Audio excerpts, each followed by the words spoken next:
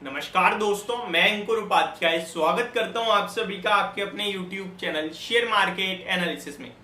यहां पे आप सभी के साथ बात करूंगा वेदांता के स्टॉक के बारे में। पहले बाजार का अपडेट देना चाहूंगा। मार्केट डेज लो पे ट्रेड कर रहे हैं। निफ्टी लगभग 60 पॉइंट नीचे और सेंसेक्स 217 पॉइंट्स नीचे। मिड कैप और स्मॉल कैप में भी ऊपर से हल्की करेक्शन देखने को मिल रही है।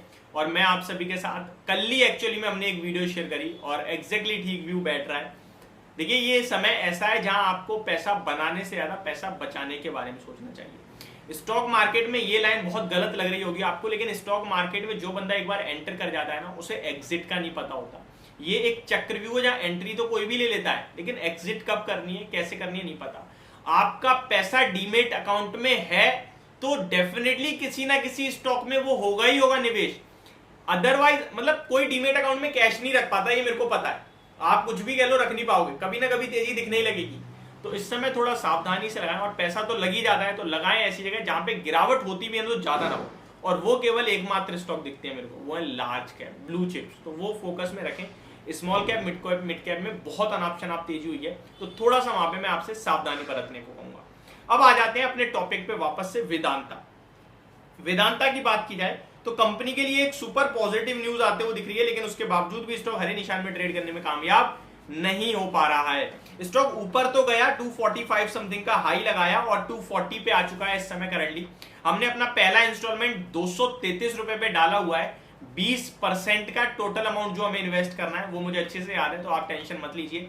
दूसरे इंस्टॉलमेंट का हम वेट कर रहे हैं अभी तक। 242 की ऊपर की क्लोजिंग के बाद मैंने कहा तो था आपसे कि करना है, बट क्लोजिंग कल ही आज दोबारा 242 के नीचे निकल गया है, तो अभी नहीं करना है, वेट करना बेटर ऑप्शन है। पहले मैं आप सभी के साथ खबर शेयर कर देता हूं, उसके बाद इंपैक्ट शेयर करूंगा। देखिए, कंपनी की बात की जाए तो Zambia agrees to return control of Konkola copper mine to Vedanta resources.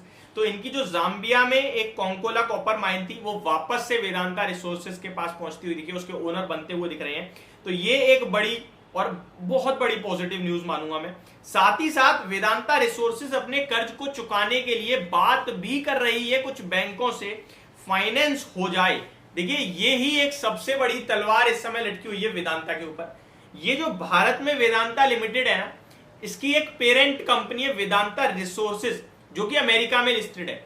उसके पास कर्ज कुछ हद से ज्यादा हो गया है, जिसके चक्कर में पूरे के पूरे वेदांता ग्रुप में प्रॉब्लम फंसती हुई दिख रही है। स्टॉक में भी आपने एक रिसेंटली ट्विन स्टार होल्डिंग, जो कि प्रमोटर ग्रुप से बिलोंग करते हैं, बिकवाली भी आते हुए देखी थी। उसके पीछे का रीजन भी यही था कि डेट को चुकाना है वेदांता रिसोर्सेज के। सन 2000 फाइनेंशियल ईयर टू FY25, यानी कि जो आप अभी आपका क्या चल रहा है, ये सन 2023 चल रहा है, ये कैलेंडर ईयर है। फाइनेंशियल ईयर क्या होता है, 1 अप्रैल से 31 मार्च का।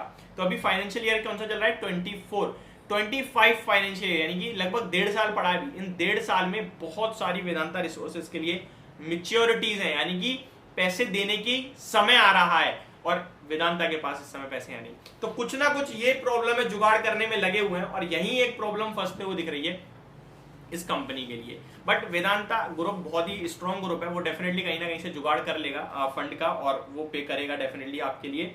जो इनका डेट है वेदांता रिसोर्सेज का, वो करेगा। बट अभी जो पॉजिटिव न्यूज है वो यही है कि जाम्बिया की जो इनकी कोंकोला कॉपर माइन थी, वो वेदांता रिसोर्सेज के बाद वापस से पहुंचते हुए दिख रही है। अब निवेशक क्या करें क्या ना करें, इसको समझते हैं। देखिए, डिविडेंड यील्ड बहुत ही स्ट्रॉन्ग है इस कंपनी की, नो डाउट, और बहुत सारे लोग डिविडेंड के लिए ही निवेश करते हैं। समय दीजिए, स्टॉक में 240 रुपए पे ट्रेड कर रहा है। 233 पे आप लोगों ने ऑलरेडी निवेश किया हुआ है, थोड़ा सा ही करा है बट किया हुआ है। अपने बचे हुए पैसे को बचा के रखें, गिरावट होगी तो मैं आपके साथ डेफिनेटली दोबारा वीडियो शेयर करूंगा, जहां मैं आपको स्ट्रेटेजी के साथ और निवेश करने की राय दूंगा। जो बचा हुआ अमाउंट है उसको अलग अलग तरीके से स्टैगर्ड वे में। एंड लास्ट थिंग, यहाँ बेचना बिल्कुल भी नहीं है, चाहे किसी के पास किसी भी भाव से है, क्योंकि प्रॉब्लम है डेट की। डेट को लेकर अगर कोई पॉजिटिव न्यूज आएगी स्टॉक भागेगा, और कोई नेगेटिव आएगी तो गिरेगा। गिरावट में लेना है और भागने में कुछ नहीं करना है, ये दो चीज समझ लो। एक खबर होती है, जो खबर सस्टेनेबल नहीं होती है, लिमिटेड समय के लिए होती है। ये कर्ज की चिंता जो है वो भी लिमिटेड ही है। ऐसा अब आप कहोगे भाई FY25 तक है, लिमिटेड का है, 1.5 साल की तो है, 1.5 साल बाद तो खत्म होनी है। इस 1.5 साल में जब जब शेयर टूटेगा इस डेट की नेगेटिव खबर पे, तब तब खरीदोगे ना, ट्रस्ट में अगले 1 से 1.5 साल में बड़ा पैसा बनाओगे। शेयर बाजार में ऐसे ही पैसा बनता है। आप सोचो आज खरीदूं कल पैसा बन जाए, तो इसके चक्कर में आधे लोग घर बेच के बैठ गए हैं।